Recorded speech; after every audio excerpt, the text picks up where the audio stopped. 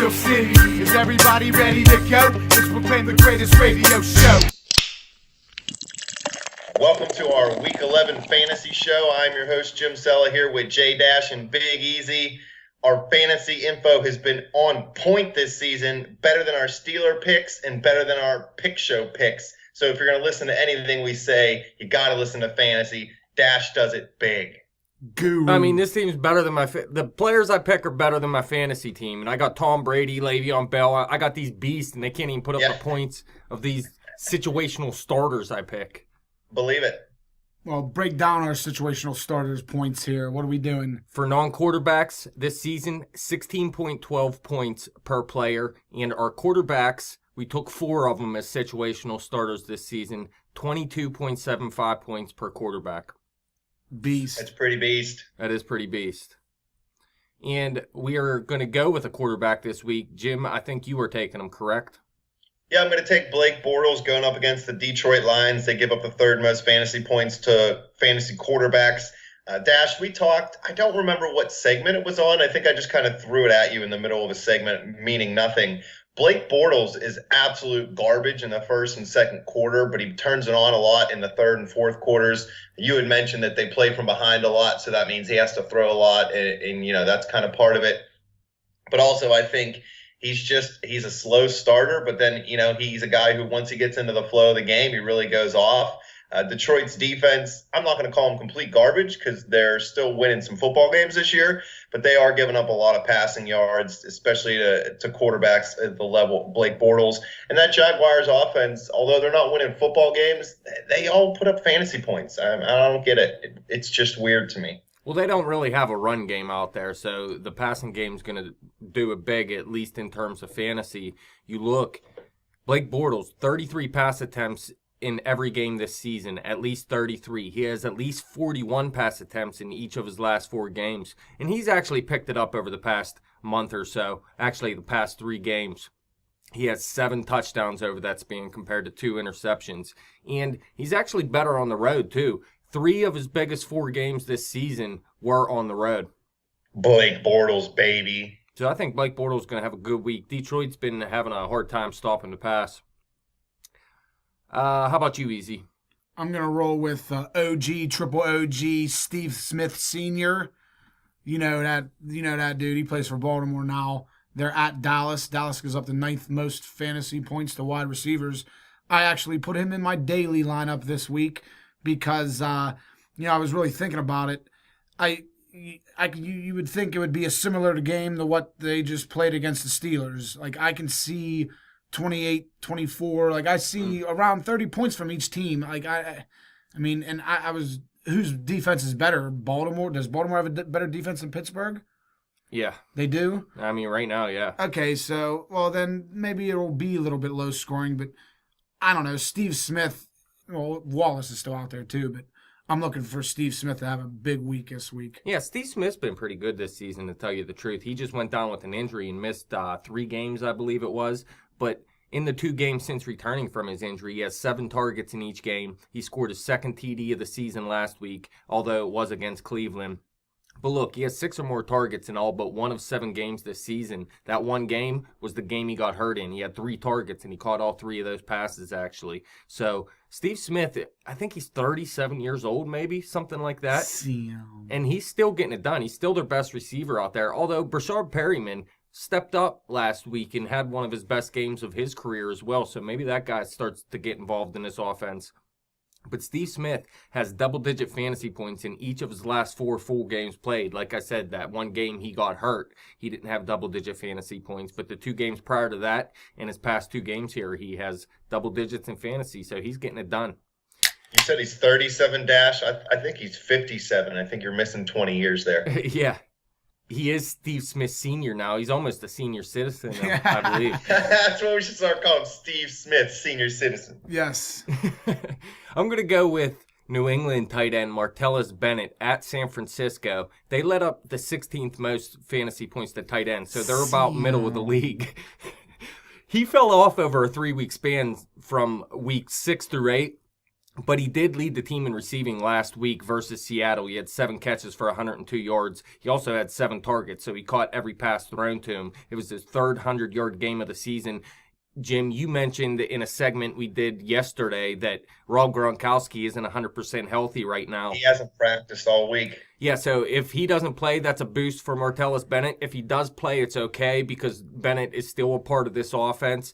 And Chris Hogan is actually beat up a little bit right now.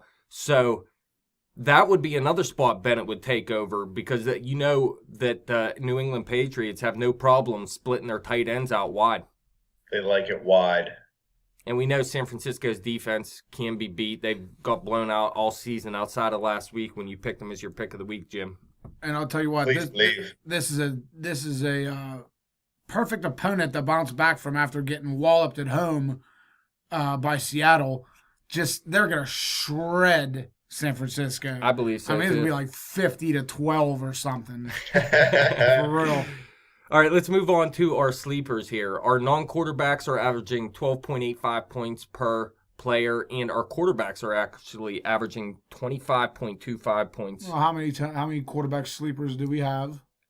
We took 1, 2, 3, 4. Okay. Same as situational starters, and actually same as deep sleepers. We took 4 in each column. Not bad. All right. Get it. Who are you going with, Jim? I'm going to take the wide receiver from Cleveland, Corey Coleman. He's going up against the Steelers. Cleveland's at home. Talk about a defense getting shredded easy. The Steelers' defense is just getting pummeled so far this season. They had a couple good weeks early. They really, really are playing bad now. I know the Browns don't have a great quarterback, but Cody Kessler's playing all right. He has a better completion percentage and a better quarterback rating than both RG3 and Josh McCown. I know RG3 only played 1 game. Terrell Pryor's actually had, I believe it's under 50 yards receiving in the last 3 weeks in a row. So his big explosions tailed off a little bit. He's still going to put up some points, but Coleman's finally healthy. The Steelers defense without Cam Hayward, the Browns might actually be able to run the football this week. If they can run the football, they're going to be able to set up play action pass. One of these 2 receivers, either Coleman or Pryor, one of them is going to have a big play against Pittsburgh. We talked about it in our Steelers preview show, Dash. You asked me if Pryor was going to gash him for a big play. One of these guys are. It's either going to be Coleman or Pryor. I can't tell you which one for sure it's going to be, but somebody's going to get behind this defense and make a big play because that's really the only way the Browns can score. They're not very methodical. They kind of got to get yards in chunks, and they're going to be able to do it against Pittsburgh. I still think Pittsburgh can win that game, but Coleman will come out and put up big points against this porous Steelers defense. Yeah, possession is not Cleveland's game. No. Let's not forget, too, Cameron Hayward done. We've seen what the Steelers defense looks without him, and it is not good. But Corey Coleman, 25 targets through 4 games. Now, he had a good start to the season. He actually had 30-plus points in his second game of the season, I believe, and then he went down with an injury. And over his last 2 games, he's still being targeted, 12 targets over those 2 games. So 25 targets in 4 games is not bad at all. So they're still looking his way out there. Hugh Jackson said he's been too tough on Cody Kessler and he shouldn't have pulled him out of that game. So even if Kessler plays bad early, I expect to see him pretty much ride out the rest of the season unless he gets hurt. Maybe RG3 gets back in at some point because he's allowed non-contact right now. But I would expect to see Kessler there for the rest of the season. Easy. I'm going to have to roll with the old cheesehead James Starks. Green Bay going at Washington. They give up the 9th most fantasy points to running backs. He's starting for me in my league. I had to slide him in there on some fantasy guru advice real quick.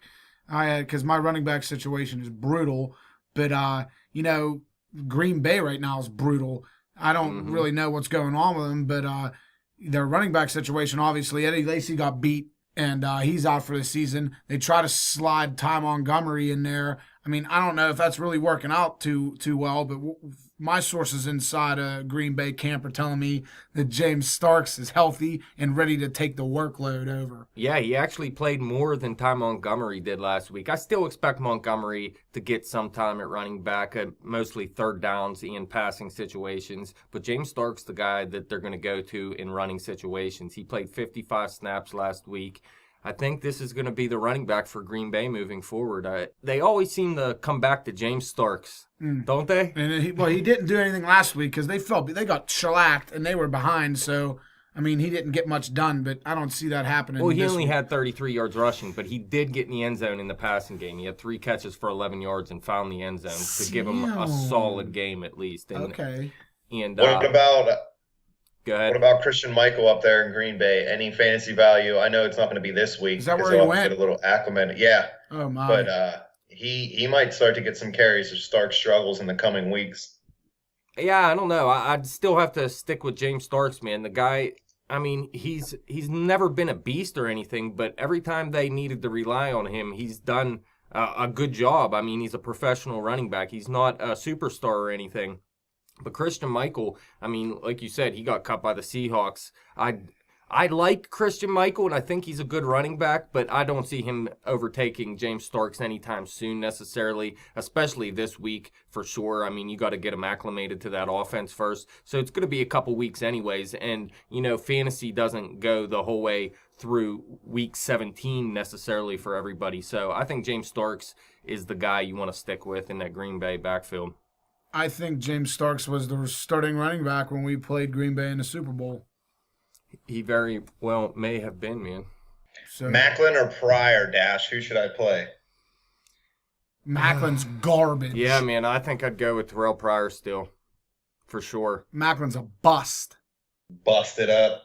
Yeah, actually, one of our deep sleepers here, it'll be Easy's deep sleeper. He might actually be a better play than Macklin at this point. As for my sleeper, I'm going to go with Rashard Matthews from the Tennessee Titans. They're playing in Indianapolis. They're about middle of the league against wide receivers. Colts are garbage. But look, he has double-digit fantasy points in 6 of his last 7 games, and he's still pretty much widely available in fantasy. He's probably available in about half the league still. He has 15 targets over his last 2 games. Listen to this, 6 touchdowns in his last 6 games, 4 in his last 3. So he's finding the end zone weekly right now. And Mariota's finding the end zone weekly as well, multiple times. He's playing beast mode right now. Him and Jameis Winston look like pretty good quarterbacks at this point in their career. Mariota is having a little bit better of a season at this point. It was Winston a little while ago, but Mariota over the past 3 or 4 weeks has blown up. Matthews, we know he was one of the most consistent players on Miami's offense last season. Not that he blew up or anything, but he was always good for double digits, and it looks like he's turning into that wide receiver for Tennessee as well. Would you drop Ty Montgomery for Corey Coleman? Yes, I think I would. I think Ty Montgomery's value is past him. There was no value. No, he had a couple big games there. Yeah, he was a running back and a wide receiver now on Yahoo finally.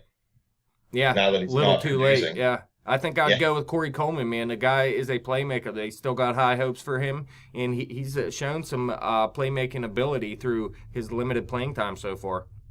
Dang, James Starks is still out there in my league. Blake Bortles, all these guys are still out there in my league. I'm going to pick them all up, start every one of them. Do it up. That's it. All right, let's move on to deep sleepers. Jim, your boy. I'm going to take Steelers wide receiver Eli Rogers going up against Cleveland. That Steelers got to find somebody opposite Antonio Brown to get this offense going. The Steelers, Ben Roethlisberger is 19-2 against Cleveland. I know Pittsburgh has lost, I think it's 3 times in Cleveland since 2007. Roethlisberger played in one of those games. We were at that game. But the Steelers, they really got to get something going. Sammy Coates has really fallen off hard. He had a great first couple games and then has had a terrible last 4 or 5 games. The running game is struggling because they can't get this passing game going. Eli Rogers is good in the slot. He's good at moving around. This Browns defense might be the only defense worse than the Steelers right now in the NFL. Pittsburgh should be able to gash Cleveland's defense in the passing game with Roethlisberger. They are on the road, so that's the one thing that would make me a little wary. But I think Eli will be able to put up a good maybe 6 for 100 and a touchdown against this defense because, let's face it, Cleveland is garbage. Well, I tell you what, in Pittsburgh's last road game, that was 2 weeks ago at Baltimore, Eli Rogers led the team over his first 100-yard receiving game of his career. He has 15 targets in his last 2 games. This is the guy stepping up as the second best option for Ben right now. It looked like it was going to be Sammy Coates earlier in the season. He's non-existent right now. Wheaton's injured. Hayward Bay's still injured. So Eli Rogers has stepped up over the past 2 weeks, put up double-digit fantasy points each of the past 2 weeks. He scored his second TD of the season last week versus Dallas. It actually looked like it hit the ground, though, so it really didn't look like a touchdown. And if you go back in the week 1 of this season, you remember the touchdown he scored. It was to Sammy Coates, and it hit off his chest and bounced right to Eli. So he's not coming up with normal touchdowns necessarily yet. But he is turning into Ben's second best option at this point. Maybe Ladarius Green will be that second best option at some point. Maybe it is Sammy Coates at some point in the future. But right now it's Eli Rogers. Would you rather have James Starks or Jacquizz Rodgers? I'm going to go James Starks, man. Doug Martin's back. And, Rodgers looked great in his limited playing time this season. What was it, 2 or 3 games? He was really beast mode. But now they got Doug Martin back, so at best it would be a timeshare. And I think if Doug Martin's healthy, he's going to get most of the playing time. How about you, Easy? Who you going with? My week 11 deep sleeper is going to be Tyreek Hill. And you want to know why? Because Macklin's busted. He's a bust. Anyway, Tyreek, I slipped him in last week. Big week. Season high, 13 targets, 10 receptions last week. I mean, he's poised. And I love the matchup, too, against Tampa Bay.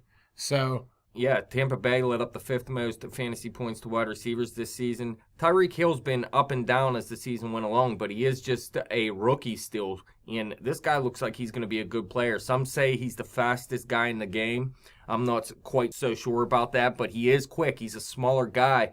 I'd like to see them have some plays set up for him, some short passes to get him in the open field to make some big plays. And he can go deep as well. It was Nick Foles that was hitting him deep that one game he came in. And really, Tyreek Hill, when the ball's thrown to him, he catches it. 41 targets this season, 32 receptions, just 9 passes thrown to him that weren't caught. So Tyreek Hill, when they go to him, he makes plays. I'm going to go with Houston tight end C.J. Federovich. I went with him as a sleeper last week. He didn't do too much. I think it was just 5 points. He was really the only player we picked last week that didn't do that great. But I'm going to go with him again, but take him as a deep sleeper. Back-to-back weeks? Yeah. That's weak. No, I think he's going to have a big week this week going up against Oakland. They still targeted him last week. He has 5 or more targets in 6 straight games, 7 or more targets in 4 of his last 5. He has double-digit fantasy points in 4 of those 6 games. He scored a TD every other week since week 4. Now, like I said, he didn't do that much last week. He didn't score a touchdown. So by trends, he should be able to get in the end zone this week, and I think he will. I think they'll be able to score some points against Oakland, but I think Oakland's going to still win that game and force Houston to pass, something that they shouldn't want to do because Brock Osweiler isn't that good. But it looks like C.J. Federovich is stepping up as one of his favorite options out there with Nuke Hopkins and Will Fuller not doing that much so far this season. Easy. We're head-to-head this week. It's going to be tight. Well, I'll tell you what. I don't know if you looked at my team, but it's a skeleton crew. I mean, I had to put in, because my All-Stars are on a bye, so I had to slide in Dak Prescott at QB. I got Starks in there. I played Dak during Brady's bye, and he blew up. Yeah, I don't know if he's going to blow up against Baltimore. And then I slid James Starks in there. I got Tyreek Hill going. I got some bum from Adam Humphries going. Some bum Adam Humphries. Actually, Adam Humphries isn't that bad, man. Jack Doyle, some dude I never heard of, tight end. So I'm struggling this week. You got this wrapped up. I got Tyree Williams, Forte, Devontae Booker, Hunter Henry, all on a bye. Any other questions? I don't know. I got mad fantasy questions. I don't think we could fit them all in here. I play Easy and Johnny Parlay this week. It's going to be a rough week for me. Ball. Well, should I drop Macklin? Yeah, if there's something you want out there, I wouldn't mind it. I mean, keep him if you can, I guess, but it's not like it's life or death and your season's over if you get rid of him. Would you rather have Dante Moncrief? Oh, yeah, definitely, man. Go pick up Moncrief. Is he out there? Yeah, he's just sitting there. Holy Ain't crap! nobody Well, want you him. got to go pick him up, even if you keep Macklin. You got to find a way to go pick up Moncrief, man. Well, if I don't drop Macklin, I either have to drop Gronkowski, Procyse, Coleman, Starks, Pryor, Eifert, Dion Lewis, Le'Veon. I got too many good. Why is Le'Veon projected to get 30 points against the Browns? That's ridiculous. Yeah, it is. No, that's got to be an error. No, I'm telling you, yeah, they haven't projected to get 30 points on Yahoo against the Browns. beast mode. Stupid. I don't know, man. Ridiculous. It's hard to say. You just picked up Corey Coleman and James Starks. Compare him to Jeremy Macklin. I mean, how are you a running back? Are you deep at running back? Block Macklin. I already dropped him. Yeah, my team's beast. I got Le'Veon Bell. I got freaking Dion Lewis. I got CJ Procyse, and I got James Starks. Yeah, well, we'll have to see about Dion Lewis, too. I'm hearing that James White's going to keep that third down role for right now. I don't know. We'll see. Yeah, I'm still holding out hope for Dion Lewis, man. I mean, he's definitely the better player. It's just how healthy is he right now? We'll put him on the bench for now. Yeah, you have to. Ladarius Green, any fantasy value? He's still in that sleeper range, man. I think he still has a little bit of value. And, I mean, this week is the week to try to get him going, right? Believe it. Would you play New England's defense against San Fran or Baltimore's against Dallas? Oh, New England. It ain't even a question. I don't really care about my kicker because they're stupid, so I just signed Boswell even though he misses everything and can't even kick an onside kick. Yeah, that's a horrible kicker to have, man. Yeah, who cares? I mean, they go for 2 as well. You don't want Boswell, man. You can't even get extra points. They go for 2 every time. There's no good kickers out there, man. Kickers are garbage. Yeah, well, I haven't played with a kicker in fantasy in, 3 years? Yeah, that's because they're stupid. That's why we don't talk about them on the show, man. Nobody wants kickers. Hold on, let me see if there's any good ones out there. Houston's kicker, Carolina's kicker, Detroit's kicker, Kansas City, Robbie Gold for the Giants. Cleveland's kicker, maybe they'll get a bunch of field goals against Pittsburgh. Detroit's kicker might not be bad this week, man. Who is it? Matt Prater. Matt Prater. Going up against Jacksonville. They should be able to put up some points in that game, man. What about Greg the Leg Zerline from the Rams? The Rams Rams offense sucks. You can't even trust them to score a touchdown. We'll go with Prater. But that would be a good thing for a kicker, though. Well, I mean, if you can get to the 50-yard line, what'd they do last week? They kicked 3 field goals. 3 field goals? I mean, there you go. Well, whatever. Greg Leg's a bust. Yeah. Wrap it. All kickers are a bust. That's it. All the fantasy advice we got for you this week. Fans, follow us on Twitter at bet_the_spread. Follow me on Twitter at betjimthewin. Check out the Facebook page at facebook.com/betthespread. Keep coming back to YouTube. Get that fantasy advice. Dash puts in hard work, so people better listen. Yeah, we didn't we didn't say what our deep sleepers averaged, but who cares? You'll figure it out next week. They averaged a lot.